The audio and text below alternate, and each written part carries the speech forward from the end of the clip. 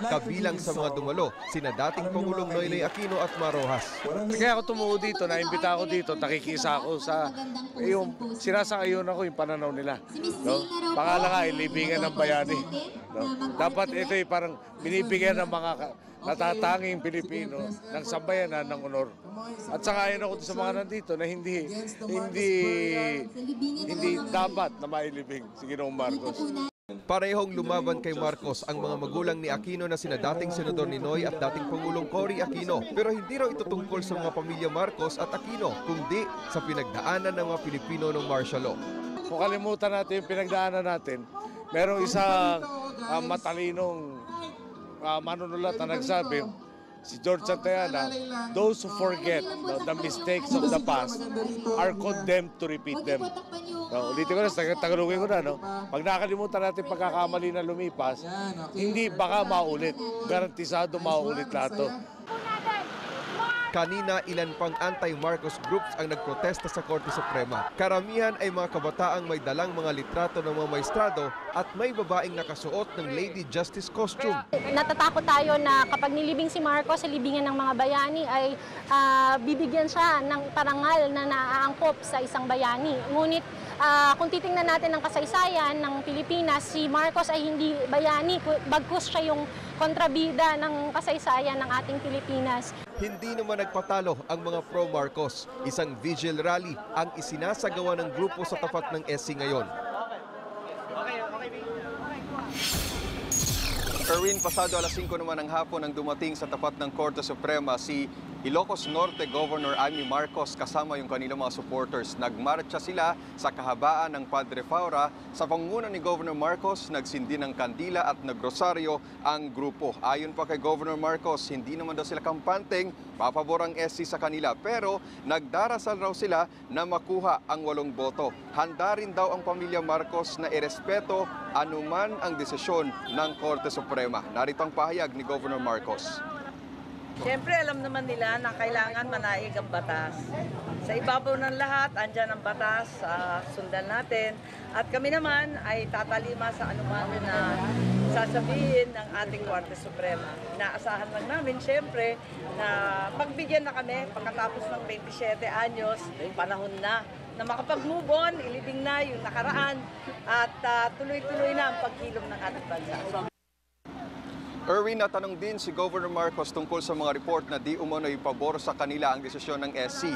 Ayon kay Governor Marcos, hindi siya naniniwala sa mga hula-hula. Samantala, dito na raw magpapalipas ng gabi ang mga Marcos supporters kung saan bukas din inaasahang magsasagawa rin ng hiwalay na protesta ang mga anti-Marcos. Pinabura ng Korte Suprema ang pagpapalibing kay dating Pangulong Ferdinand Marcos sa libingan ng mga bayani.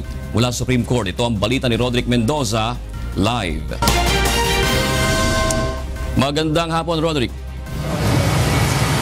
June, nagbunyi nga ang pamilya Marcos at yung kanilang mga taga-suporta dahil makalipas ang mahigit 27 taon, matutupad na rin yung kanilang pangarap, yung kanilang ninanais na maipalibing ang mga labi ng dating Pangulong Ferdinand Marcos sa libingan ng mga bayani. Sa botong 9-5, dinismiss ng Supreme Court ang 7 mga petisyon na kumukontra sa pagpapalibing kay dating Pangulong Marcos sa libingan ng mga bayani. Ayon sa Korte Suprema, nasa kapangyarihan ni Pangulong Duterte na ipalibing doon si Marcos at walang batas na nagbabawal dito. Kwalipikado rin nila si Marcos na mailibing doon bilang dating Pangulo, mambabatas, sundalo, veterano at Medal of Valor awardee.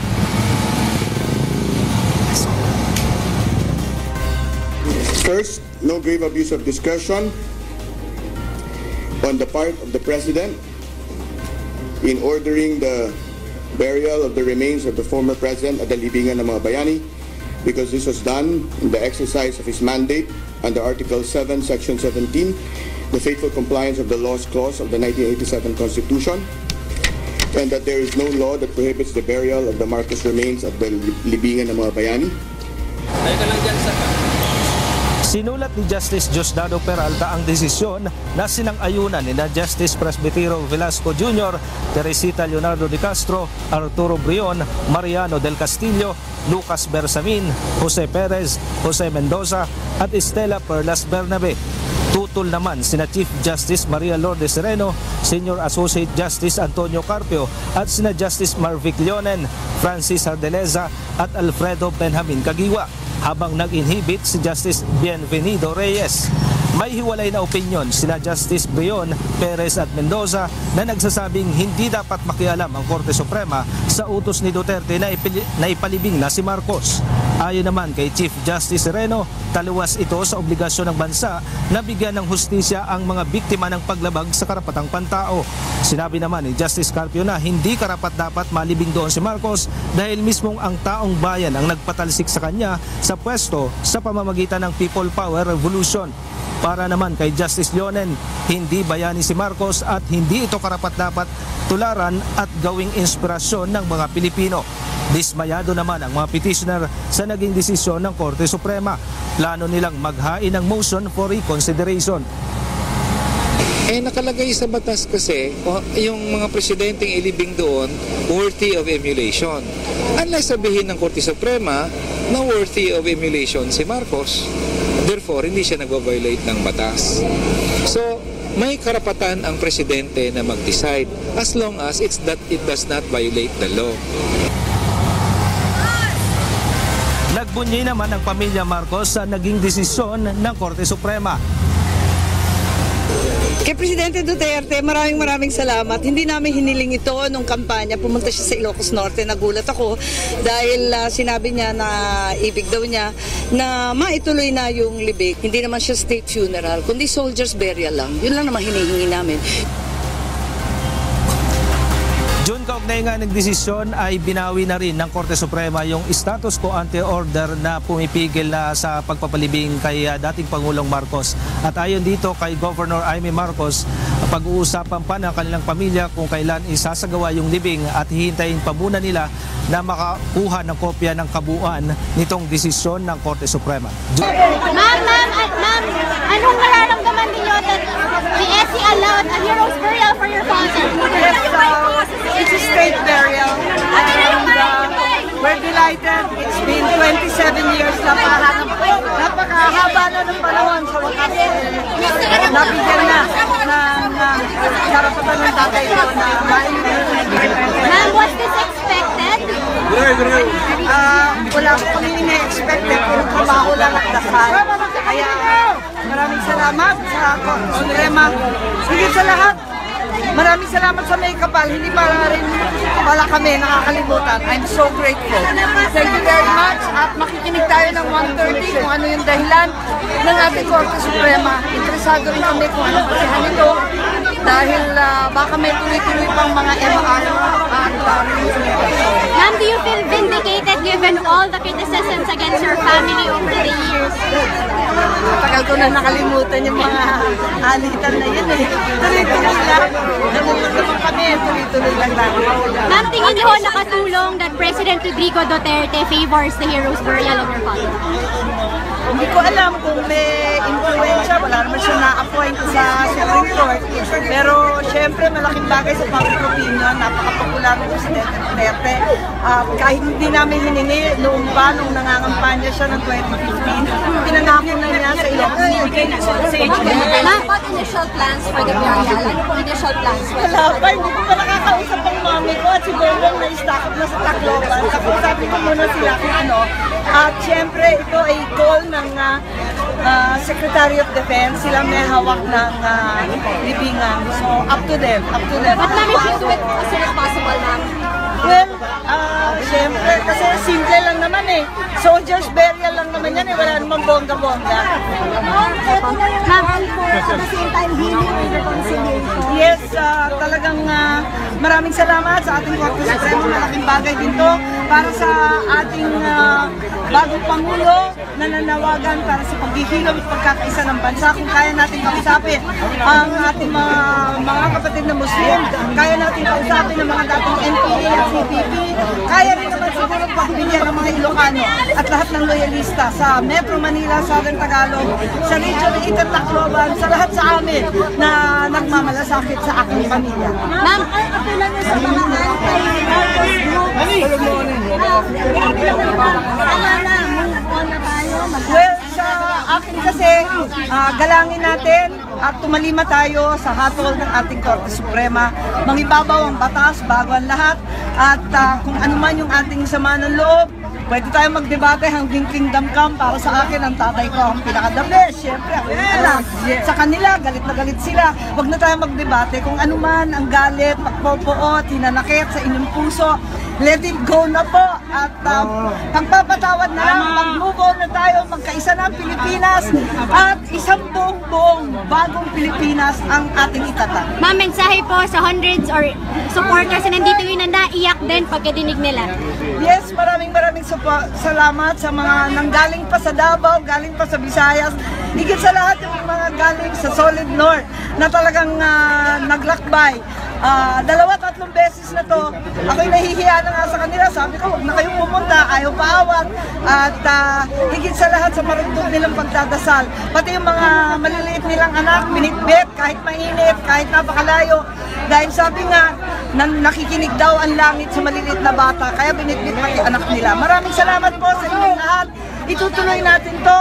Huwag tayong magmalaki, huwag tayong mangibabaw. Ang atin ay bigyan ng tulong ang ating bagong Pangulo, magkaisa tayo at huwag na rin tayo magalit sa sino man hindi sumasang-ayon. May date po kung naisip kung kailan Wala kaming kaplano-plano. Ang Supreme Court ang inaantay namin at hindi ko alam kasi kailangan makinig muna tayo sa hatol nila kung meron pang motion for reconsideration at iba pa. Napakarami kasing petitioner eh. But ma'am, if it were deep in your heart, inaasahan nyo to na ito talaga. Wala akong inaasahan, 27 years na eh, mahirap na umasa. Parang tumanda na ako sa kakaintay. Ganon. Pero sa kabila nito, it's a personal victory for me. Kumbaga sa mga anak, may kanya-kanyang papel. Yung kapatid ko, kailangan lumaban sa politika, si Bongbong yun. Ako naman yung daughter eh. Ang parang inatasang papel ko naman kailangan malibing ko yung tatay ko. Kaya para sa akin malaking bagay ito. Ito yung huling habilin niya. Minsan di ko maintindi kung bakit kailangan pa sa libingan. Ano ba naman, marami naman libingan dyan. Andyan naman Ilocos, kaya laki-laki. Subalit, sundalo yung tatay ko Nasa isip niya na kailangan yung ospital ng sundalo. Kailangan kasama niya yung mga kawal. Kailangan sa libingan siya mamamaya pa. So, ayun.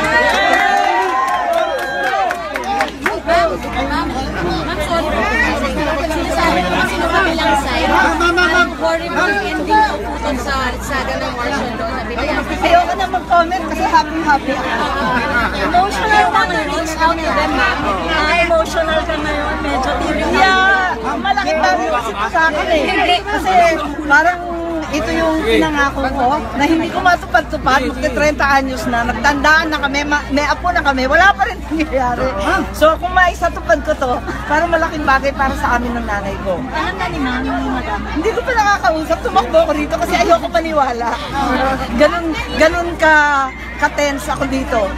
Tumakbo muna ako sa Supreme Court para malaman kung totoo nga itong sinasabi na nanalo dito. Ma'am, if it were up to you, would you want your father to be buried within the year? Para sa akin, sa habang ng inantay, paspasan na natin. Total, simple lang naman. It's just a soldier's burial. Wala naman bonggang-bonggang state funeral at ano-ano pa. Ibigay lang yung nararapat, yung simpleng marcha, yung simpleng libing na kasama ng bandila. Yun lang naman ang inaasahan niya Sir, ma'am, do you have a date na? Wala, hindi pa kami nag-uusap ng pamilya, hindi pa namin alam kung ano ang mga susunod na legal moves. Hindi rin namin nakakausap pa sina Secretary Lorenzana, ang mga general at yung mga talagang namumuno dyan sa libingan. Pero pa-follow na yun, ma'am, Pa-follow na na, may decision na. Pa-follow na yung pag-usap nyo na Secretary Lorenzana. After this? Yeah, oo. Kung ano yung gusto nila, kung ano yung convenient, yun na agad-agad. No fuss, no mas. Let's do it na.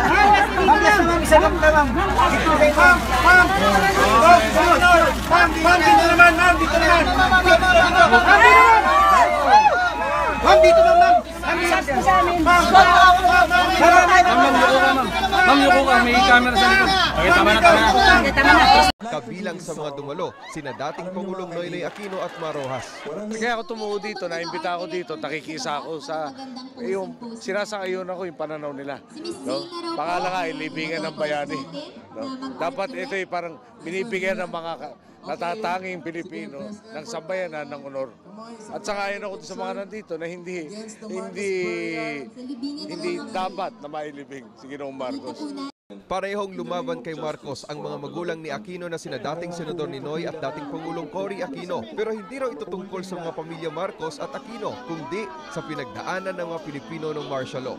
Kung kalimutan natin yung pinagdaanan natin, merong isang matalinong manunulat na nagsabi, si George Santayana, those who forget the mistakes of the past are condemned to repeat them. Ulitin ko na, tagalogin ko na, pag nakalimutan natin pagkakamali na lumipas, hindi baka maulit. Garantisado maulit lahat to.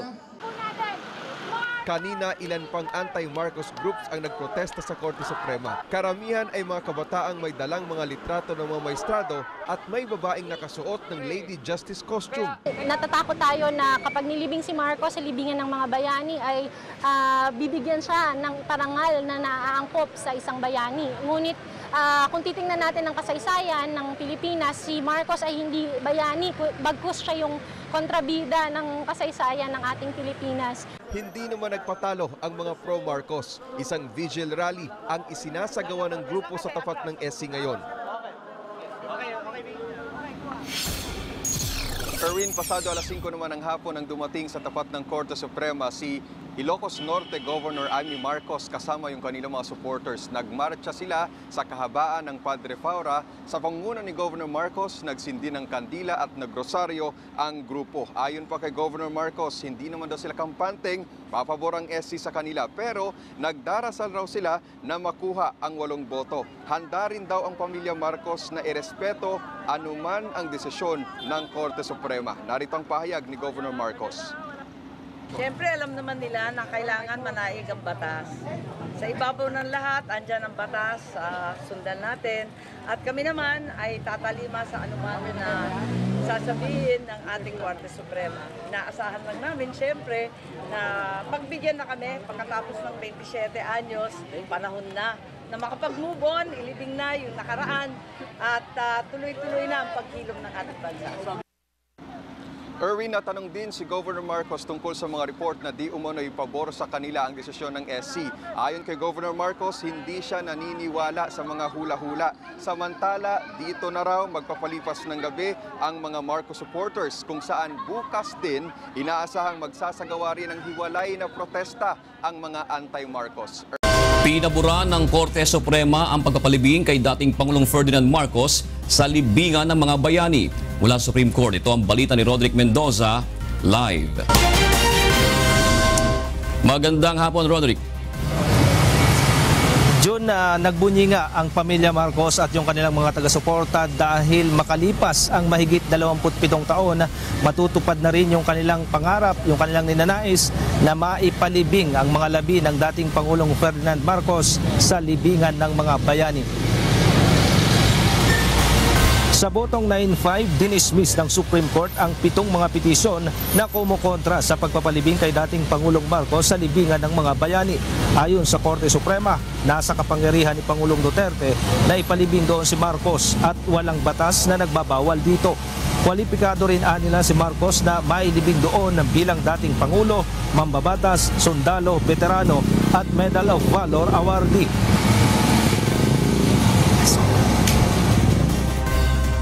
First, no grave abuse of discretion on the part of the President in ordering the burial of the remains of the former President at the libingan ng mga bayani, because this was done in the exercise of his mandate under Article 7, Section 17, the faithful compliance of the laws clause of the 1987 Constitution, and that there is no law that prohibits the burial of the Marcos remains at the libingan ng mga bayani.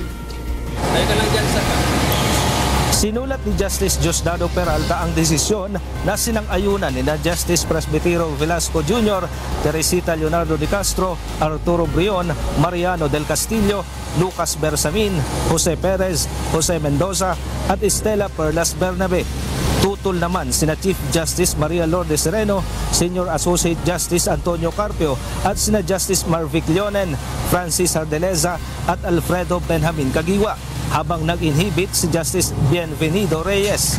May hiwalay na opinyon sina Justice Brion, Perez at Mendoza na nagsasabing hindi dapat makialam ang Korte Suprema sa utos ni Duterte na ipalibing na si Marcos. Ayon naman kay Chief Justice Sereno, taliwas ito sa obligasyon ng bansa na bigyan ng hustisya ang mga biktima ng paglabag sa karapatang pantao. Sinabi naman ni Justice Carpio na hindi karapat-dapat malibing doon si Marcos dahil mismong ang taong bayan ang nagpatalsik sa kanya sa pwesto sa pamamagitan ng People Power Revolution. Para naman kay Justice Leonen, hindi bayani si Marcos at hindi ito karapat-dapat tularan at gawing inspirasyon ng mga Pilipino.